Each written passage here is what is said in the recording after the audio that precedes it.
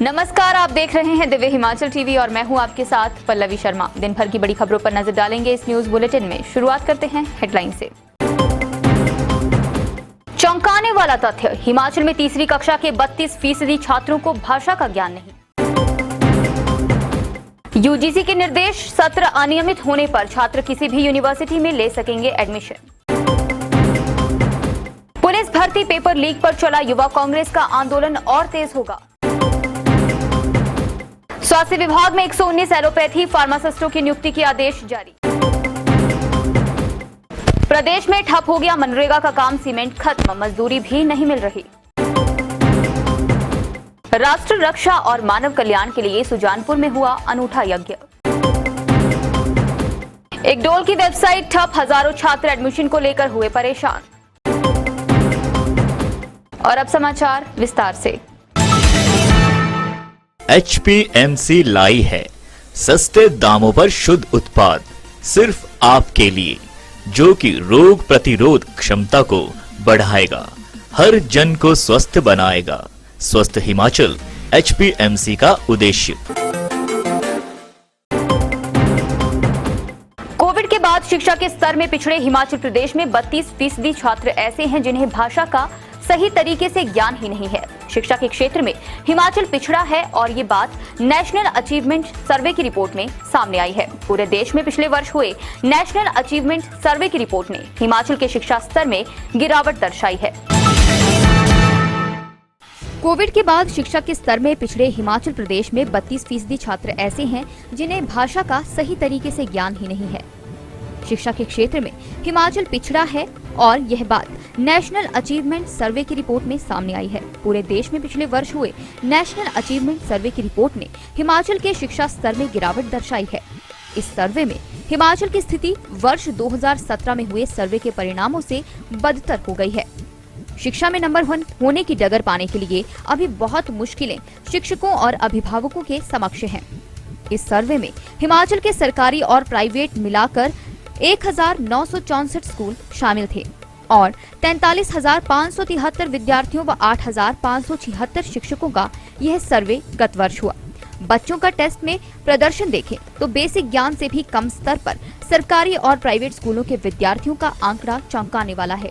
कुल मिलाकर सामान्य बेसिक ज्ञान तक सीमित और बेसिक से कम ज्ञान वाले विद्यार्थियों का आंकड़ा कक्षा तीसरी में भाषा में 64%, गणित में 67%, पर्यावरण शिक्षा में 61%, 5वीं कक्षा में भाषा में 64%, गणित में 89%, पर्यावरण शिक्षा में 77%, 8वीं कक्षा में भाषा में 58%, गणित में 81%, विज्ञान में 71%, सामाजिक अध्ययन में 85% है।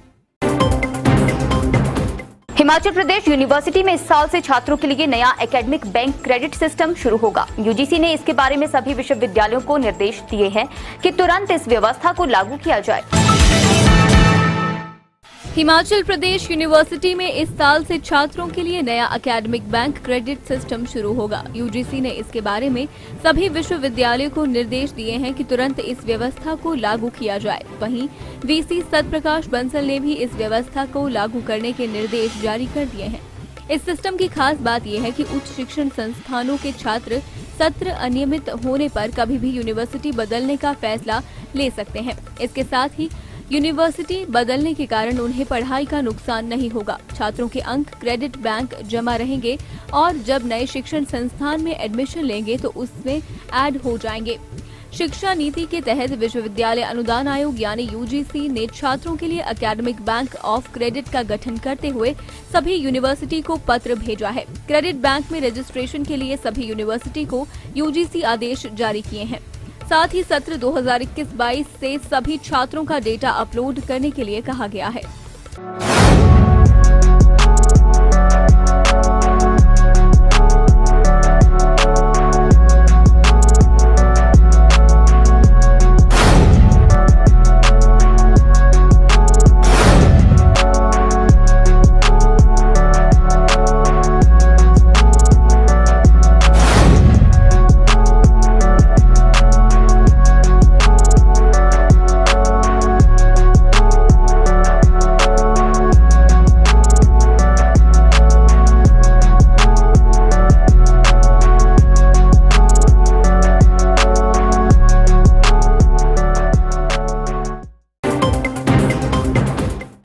भर्ती पेपर लीक मामले में जारी युवा कांग्रेस का आंदोलन आने वाले दिनों में और उग्र हो सकता है। प्रदेश कांग्रेस की अध्यक्ष प्रतिभा सिंह ने आज कुछ इसी तरह के संकेत दिए हैं। उन्होंने कहा कि भर्ती प्रकरण के कारण कई परिवारों का सपना टूटा है और युवा कांग्रेस का आंदोलन बहुत ही सराहनीय रहा है। उन्होंने कहा कि युवा कांग्रेस को इस आंदोलन में आम आदमी को जोड़ना चाहिए। प्रदेश कांग्रेस अध्यक्ष प्रतिभा सिंह ने युवा कांग्रेस कार्यों की सराहना की है। उन्होंने कहा है कि पार्टी की मजबूती में उनका बहुत बड़ा योगदान है।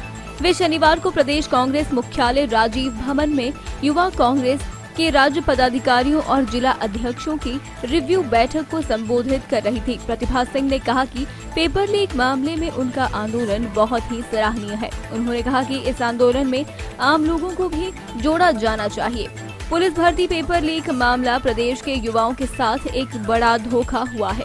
प्रतिभा सिंह ने कहा कि इस आंदोलन को गति देने के लिए प्रदेश कांग्रेस के वरिष्ठ नेताओं की जिम्मेदारियां भी तय की जाएंगी। बैठक में युवा कांग्रेस के पदाधिकारियों ने अपने अपने जिलों में भाजपा सरकार के खिलाफ किए जा रहे जन आंदोलनों की विस्तृत जानकारी देते हुए कहा कि संगठन की ओर से जो भी आदेश उन्हें मिलते हैं उस पर वे पूरी निष्ठा के साथ अमल करते हैं।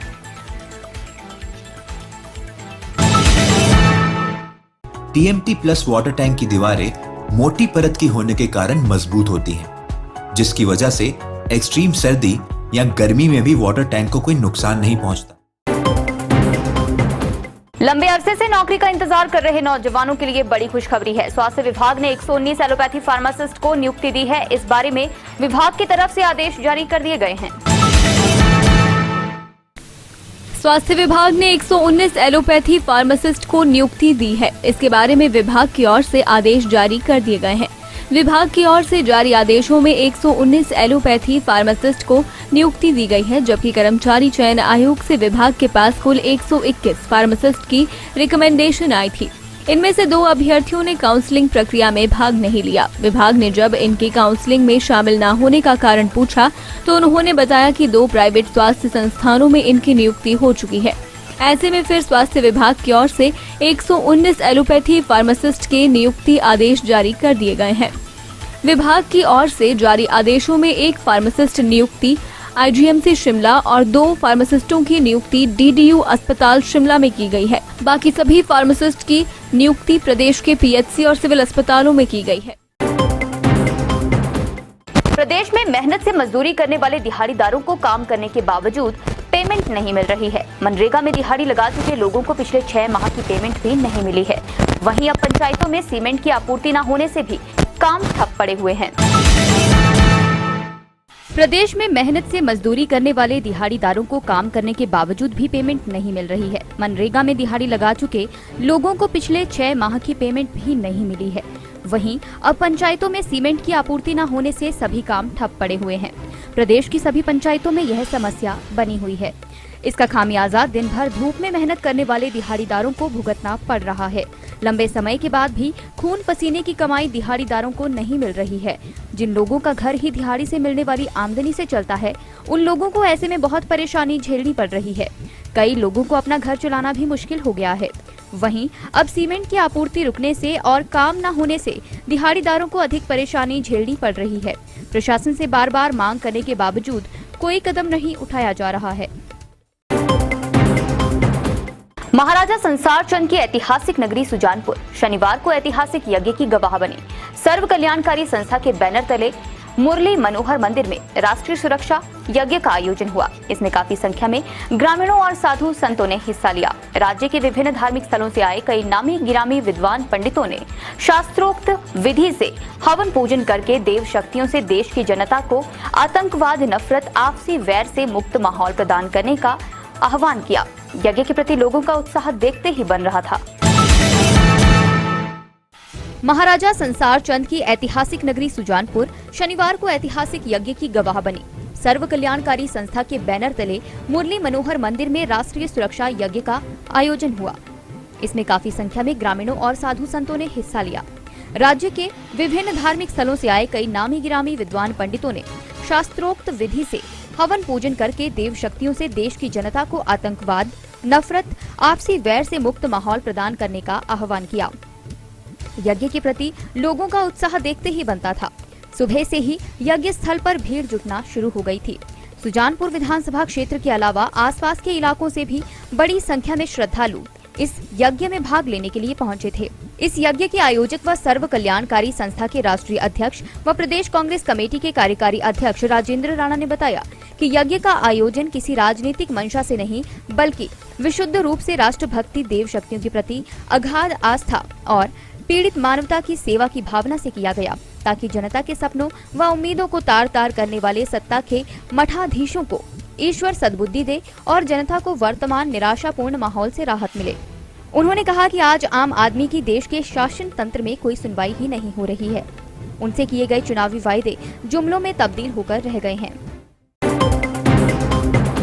हिमाचल प्रदेश विश्वविद्यालय के इक्डोल सेंटर में यूजी और पीजी कोर्स में एडमिशन लेने वाले सैकड़ों छात्र पिछले एक सप्ताह से परेशान हैं। दरअसल पिछले एक सप्ताह से इक्डोल की वेबसाइट बंद है। इस कारण छात्रों को दिक्कतों का सामना करना पड़ रहा है। हिमाचल प्रदेश विश्वविद्यालय के इक्डोल सेंटर में यूजी और पीजी कोर्स में एडमिशन लेने वाले सैकड़ों छात्र पिछले एक सप्ताह से परेशान हैं। दरअसल पिछले एक सप्ताह से इक्डोल की वेबसाइट बंद है। इस कारण छात्रों को दिक्कतों का सामना करना पड़ रहा है। कुछ छात्र यूनिवर्सिटी आकर ही आवेदन फॉर्म भरने के लिए आवेदन कर रहे हैं, लेकिन किसी भी साइबर कैफे में वेबसाइट ही नहीं चल रही। एडमिशन लेने के लिए छात्रों को रोजाना चक्कर काटने पड़ रहे हैं। एचपीयू के इक्डोल सेंटर में डिस्टेंस लर्निंग की सुविधा छात्रों को दी जाती है, यानी ऐसे छात्र जो किसी कारणवश रेगुलर पढ़ाई करने में असमर्थ होते हैं या अपनी नौकरी पेशा के चलते रेगुलर संस्थानों में एडमिशन नहीं ले पाते हैं, वे यहाँ से विभिन्न तरह के कोर्स कर सकते हैं। रेगुलर एडमिशन के बाद अब इक्डोल सेंटर ने भी वेब पोर्टल खोल दिया है, लेकिन यहाँ पर वेबसाइट बंद होने के चलते छात्रों को दिक्कतों का सामना करना पड़ रहा है। चलते चलते में कुछ और बड़ी खबरें। कुल्लू जिला के आनी में 2 मकान स्वाहा। जाऊं आरण में भीषण अग्निकांड ने बेघर किए 4 परिवार, 70 लाख का नुकसान। आग की भेंट चढ़ी रजाई गद्दा फैक्ट्री। यशवंत नगर के पास सनौरा में आगजनी, लाखों का नुकसान। घुमारवी में इंडस्ट्रियल एरिया को सिलेक्ट जमीन पर फॉरेस्ट क्लियरेंस का पेंच केस पर वन एवं पर्यावरण मंत्रालय ने लगाए ऑब्जेक्शन। राजधानी शिमला के तारादेवी के पास सड़क निर्माण को उखाड़ दिए 16 पेड़। वन विभाग के रेंज अधिकारी ने पुलिस के पास की शिकायत। आज के न्यूज बुलेटिन में बस इतना ही। रात 9 बजे देखना न भूलें शिमला से हमारा विशेष लाइव प्रसारण।